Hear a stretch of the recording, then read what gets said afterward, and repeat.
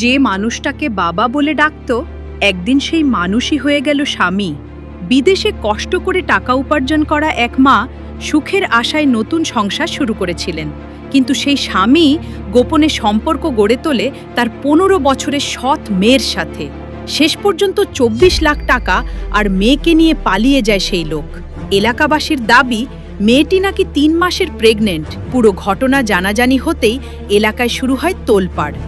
ঘটনাটি ঘটেছে বগুড়ার ধুনট উপজেলার একটি গ্রামে। মোবাইল ফোনে পরিচয়ের মাধ্যমে রবিউল ইসলাম নামের এক যুবককে বিয়ে করেন 3 সন্তানের জননী এক প্রবাসী নারী। নতুন স্বামীকে বিশ্বাস করে নিজের সব টাকা তুলে দেন তার হাতে।